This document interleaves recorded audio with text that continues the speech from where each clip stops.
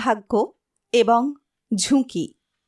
Nothing is as good or as bad as it seems.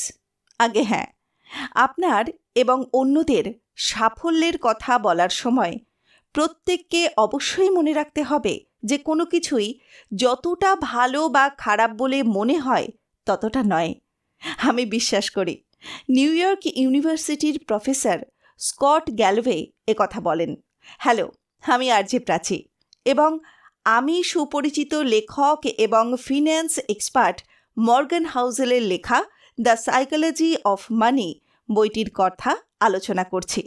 এই বইয়ে তিনি বিশদভাবে এবং অনেক গল্পের মাধ্যমে বলেছেন যে কিভাবে সম্পদের জ্ঞান এবং মনস্তত্ত্ব বোঝা যায়।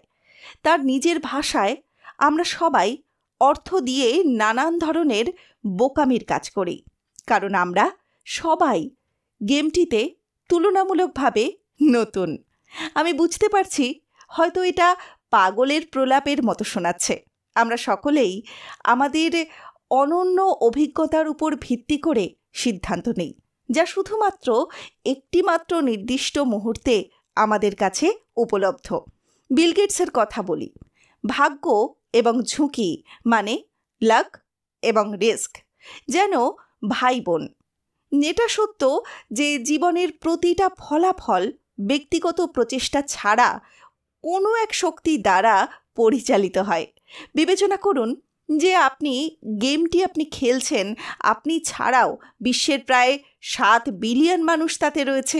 তাই এই খেলায় ভাগ্য আপনার কতটা সহায়ক এবং আপনি কতটা ঝুঁকি নিচ্ছেন সেটা খুবই গুরুত্বপূর্ণ। বিল গেটস এবং তার হাই স্কুলের বন্ধু কেন্ট ইভান্স এর একটি খুব মজার গল্প আমরা জানি। ভাগ্য দেখুন, বিল বিশ্বের একমাত্র high school Lake Night high স্কুলে গিয়েছিলেন, যেখানে একটি কম্পিউটার আছে। বেশিরভাগ বিশ্ববিদ্যালয়ের স্নাতক স্কুলে 8ম শ্রেণীতে বিল গেটসের মতো অন্যান্য কম্পিউটার কিন্তু কারোর ছিল না। গেটস যখন 13 বছর বয়সী, তিনি সফলভাবে পল অ্যালেনের সঙ্গে দেখা করেন। স্কুলের যে কম্পিউটার, তার প্রতি অ্যালেনের খুব হৃদ্যতা ছিল। বিল গেটসের সঙ্গে অ্যালেনের হৃদ্যতার সঙ্গে সঙ্গে অবসর কাটতে শুরু করে। তারা কম্পিউটার বিষয়ে বিশেষজ্ঞ হয়ে ওঠেন আস্তে আস্তে। উচ্চশিক্ষার জন্য যে স্কুলটি তিনি বেছে নিয়েছিলেন, সেজন্য বিল খুব গর্বিত যে একটি কম্পিউটার কেনার জন্য সেই বিদ্যালয়ের অর্থ এবং দূরদর্শিতা দুটোই ছিল।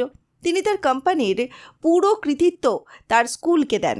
তিনি 2005 সালে স্কুলের একটি অনুষ্ঠানে এসে বলেছিলেন, যদি স্কুলে কম্পিউটার না থাকতো তাহলে মাইক্রোসফটও থাকতো না। পুরো বিশ্ব জানে বিল গেটস খুবই স্মার্ট এবং পরিশ্রমী, এবং তিনি মাইক্রোসফটের মাধ্যমে কিশোর বয়সে তার কম্পিউটারের স্বপ্ন পূরণ করতে পেরেছিলেন। এখন বলি গেটসের বন্ধু কেন্ট ইভান্সের কথা।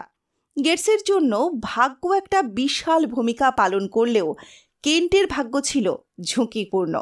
কেন্টের সাথে তার বন্ধুত্বের কথা স্মরণ করে গেটস সেই বয়সে ফিরে যান বারবার। আমরা একসাথে কলেজে যেতাম এবং আমি নিশ্চিত ছিলাম যে একদিন আমরা একসাথে কাজ করব। গেটস এবং অ্যালেনের সাথে কেন্টও মাইক্রোসফটের প্রতিষ্ঠাতা বা অংশীদার হতে পারত, কিন্তু তা ঘটেনি। উচ্চ বিদ্যালয়ে স্নাতক হওয়ার আগেই কেন্ট পর্বতারোহণের দুর্ঘটনায় মারা যান। শুধু কল্পনা করুন, হাই স্কুলে পাহাড়ে মানুষের নিহত হওয়ার সম্ভাবনা 1 মিলিয়নে হয়তো একজনের হয়, যেখানে বিল গেটস লেকসাইড হাই স্কুলের একজন 1 মিলিয়নের মধ্যে একজন হলেন। সেখানে সবার শক্তি এবং ফলাফল এক হলেও বিপরীত দিকে তা প্রতিফলিত হয়। ভাগ্য এবং ঝুঁকি উভয়ই এই শব্দের কথা বলে দেয় যে জীবনের প্রতিটি ফলাফল ব্যক্তিগত প্রচেষ্টা ছাড়াও অন্য শক্তি দ্বারা পরিচালিত হয়।